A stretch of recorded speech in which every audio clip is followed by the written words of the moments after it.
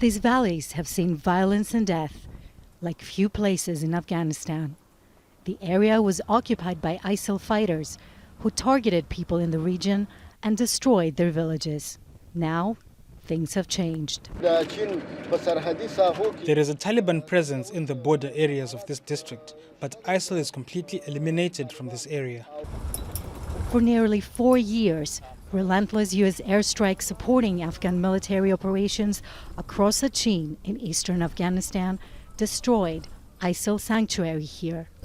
Being on patrol with the Afghan army in a Humvee going through these areas a year ago would have been completely impossible. But now, since ISIL has been driven out of the area, things have been very quiet.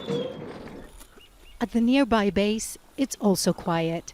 It was from here that U.S. Special Forces, with the use of sophisticated technology and air support, fought ISIL. The base was handed over to the Afghan army in May. These emblems are some of the few reminders that American troops were once here.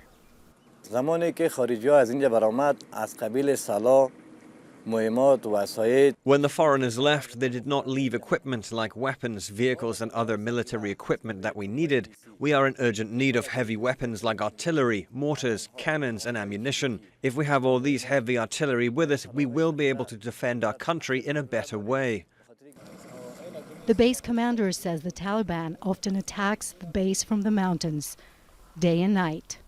The base is only 11 kilometers from the border with Pakistan, from where he says Taliban fighters can slip into the area. NATO has suggested ISIL remains a concern here and has promised to support the Afghan security forces for the next 4 years, despite the sudden U.S. drawdown. In the villages of Achin, people who had fled the fighting are returning to their homes. Some say it makes no difference. The Americans are no longer in the area. We are proud of our security forces and we are not worried.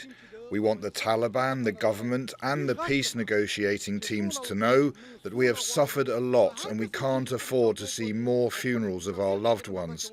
We want peace and peace at any cost.